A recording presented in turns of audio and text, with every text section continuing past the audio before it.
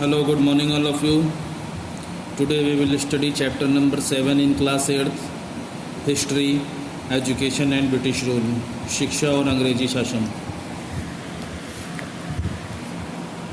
Come on, heading number 1, Indigenous Educational System. The indigenous system of education in India comprised the पाठशालाज.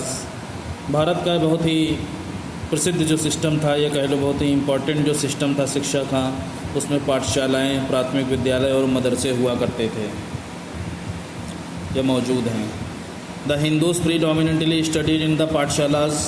हिंदुओं में प्रमुख रूप से predominantly या वर्चस्व था पहले से ही पाठशालाओं में पढ़ने का, जबकि मदरसा जो थे वो मुस्लिमों को कैटर किए गए थे पढ़ने के लिए. एज एजुकेशन वॉज कंसिडर्ड और टैबू फॉर गर्ल्स. शिक्षा को क्योंकि एक बालिकाओं के लिए, लड़कियों के लिए वर्जित थी या उनको मना कर दिया जाता था पढ़ने से. The boys enjoyed the privilege of going to school. और लड़कों के पास ये अधिकार था, विशेष अधिकार था कि वो विद्यालय जाएँ पढ़ने के लिए. Some children also went to gurukuls. कुछ बच्चे गुरुकुल भी जाया करते थे. Which were somewhat like modern day residential schools, जिनको मॉडर्न डे में रेजिडेंशियल स्कूल्स भी या बोर्डिंग स्कूल्स भी बोला जाता है. The education imparted in these places did not have a fix syllabus. इन जगहों पर जो शिक्षा बांटी जाती थी उसका कोई फिक्स सिलेबस नहीं होता था. इन द गुरुकुल सिस्टम में teaching was mainly based upon religious scriptures. जो शिक्षा दी जाती थी वो धार्मिक जो ढांचा था उसके हिसाब से ही दी जाती थी, जो धार्मिक चीज़ें थी उसी के हिसाब से दी जाती थी. Modern scientific developments were not dot. इस समय के जो आधुनिक वैज्ञानिक विकास हैं या डेवलपमेंट हैं उनको नहीं पढ़ाया जाता था. The British were not content with political and economic control over India. अंग्रेज बिल्कुल भी संतुष्ट नहीं थे राजनीतिक और आर्थिक कंट्रोल से भारत के.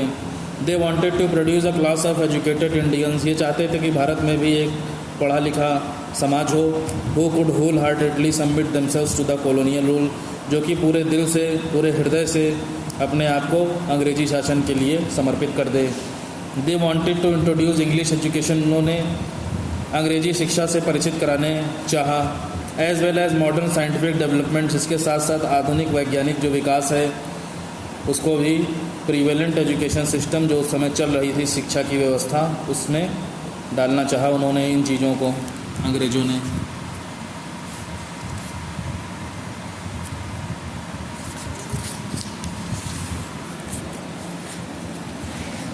The British defined this objective as the civilizing mission, which aimed at modernizing the existing education system through rational and scientific thoughts. British लोगों ने, अंग्रेज़ों ने अपने उद्देश्य को इस तरीके से डिफ़ाइन किया कि वो एक बहुत ही सभ्य मिशन पर हैं. विच एम्ड एट मॉडर्नाइजिंग, जिसका लक्ष्य है कि शिक्षा की व्यवस्था को आधुनिक बनाना है, जो कि पहले से मौजूद है उसको और ज़्यादा मॉडर्न करना है. Through rational and scientific thoughts, जिसमें वे बहुत सारी रेशनल और साइंटिफिक विचारों को के जरिए उस सिस्टम को और ज़्यादा मॉडर्न बनाएंगे. रेशनल यानी और दुनियादारी जो बाकी चीज़ें हैं, व्यवहारिक ज्ञान जिसे बोलते हैं, प्रैक्टिकल नॉलेज देंगे और साइंटिफिक चीज़ें भी बताएंगे. एंजलिस्ट एंड ओरिएंटलिस्ट, देखिए ये क्या है. The decision to reform the Indian education system created divisions among the British officials. भारतीय शिक्षा व्यवस्था को सुधारने का जो फैसला था उसने अंग्रेजी अधिकारियों या अंग्रेज अधिकारियों के बीच में बंटवारा कर दिया. The British officials were broadly divided into 2 groups. British officials 2 बहुत बड़े बड़े ग्रुप्स में डिवाइड थे, जिनके नाम एंजलिस्ट और ओरिएंटलिस्ट थे ग्रुप के नाम. The group which supported the promotion of traditional education. अब वो ग्रुप जो पारंपरिक शिक्षा को बढ़ावा देता था उन्हें ओरिएंटलिस्ट कहा गया, और वो ग्रुप जो वेस्टर्न एजुकेशन को बढ़ावा देता था उन्हें एंजलिस्ट कहा गया. वेस्टर्न यानी इंग्लिश को मिला करके. William Jones was a major orientalist thinker. William Jones जो अंग्रेज अधिकारी थे वो मुख्य ओरिएंटलिस्ट थे, जो सोचते थे कि ओरिएंटल नॉलेज दी जाए. A great scholar he took a keen interest in learning about India's ancient text. बहुत बड़े विद्वान थे जो कि बहुत ज़्यादा इंटरेस्ट लेते थे भारतीय प्राचीन जो किताबें थीं, पुरानी किताबें थीं, उनसे सीख लेते थे. ठीक है, उनमें उनका ज़्यादा इंटरेस्ट रहता था, उन्हीं के थ्रू भारत के लोगों को शिक्षा ये देना चाहते थे. टुगेदर विद अदर इंग्लिशमैन, दूसरे जो अंग्रेज थे जैसे कि हेनरी थॉमस कोलब्रुक और Nathaniel Brassey Halhed, he establish the Asiatic Society of Bengal, इन्होंने बंगाल में एशियाटिक सोसाइटी नाम का एक ग्रुप बनाया 1784 में। They also started a journal called Asiatic researches, इन्होंने एक पत्रिका का संपादन भी किया, पत्रिका भी शुरू करी। जर्नल वही आपकी जो मैगजीन्स वगैरह होती हैं उन्हें, जिसे एशियाटिक रिसर्चेज नाम दिया गया, ठीक है। इस नाम से इन्होंने एक मैगजीन निकाली। हेनरी थॉमस कोलब्रुक और नाथानियल ब्रासे हालहेड ने। ये हैं आपके विलियम जोन्स जो कि ओरिएंटलिस्ट थे, ठीक है, इनको देख रहे होंगे आप। The orientalist learn Sanskrit along with some other Indian languages, जो ओरिएंटलिस्ट थे उन्होंने संस्कृत को दूसरी भारतीय भाषाओं के साथ सीखा। They also translated several ancient Indian text into English, orientalist लोगों ने बहुत सारी प्राचीन भारतीय किताबों को इंग्लिश में ट्रांसलेट किया।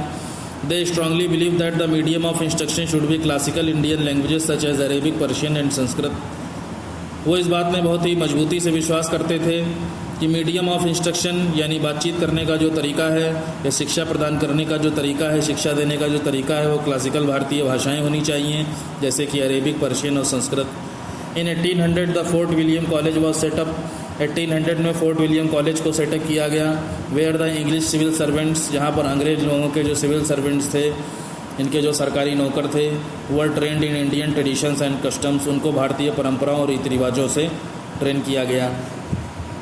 Since the beginning of the 19th century, 19वीं शताब्दी की शुरुआत से a group of Englishman started advocating for the promotion of western education in India.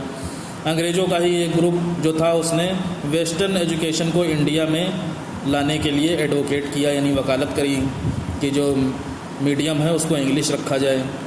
They were called evangelist, उन्हें एंजलिसिस्ट कहा गया। सम एजुकेटेड इंडियंस, कुछ पढ़े लिखे भारतीय जैसे कि राजा राम मोहन रॉय, आल्सो सपोर्टेड दम, इन लोगों ने भी इस चीज़ को सपोर्ट किया। एज दे बिलीव दैट, क्योंकि वो ऐसा विश्वास करते थे कि जो आधुनिक वेस्टर्न एजुकेशन है यानी अंग्रेज लोगों की जो शिक्षा है, would help to eradicate evil practices, वो समाज से बुरी प्रथाओं को जड़ से उखाड़ेगा। एंड सुपरस्टिशंस, और जो लोगों के अंदर भावनाएं हैं बुरी, उसको भी भारतीय समाज से उखाड़ फेंकेगा। ऐसा महाराजा राम मोहन रॉय, एंजलिस्ट जो कि थे, वो सोचते थे ऐसा। The Christian missionaries also insisted on the promotion of education in India through English. ईसाई धर्म को फैलाने वाले जो लोग थे वो भी भारत में इंग्लिश के जरिए शिक्षा को बढ़ावा देने की बात कह रहे थे। The missionaries believe that English education would simplify the process of converting Indians into Christianity. Missionaries इस बात में विश्वास करते थे कि अगर इंग्लिश एजुकेशन भारतीयों को दी जाएगी तो उनको क्रिश्चियनिटी में, ईसाई धर्म में बदलने में की प्रोसेस में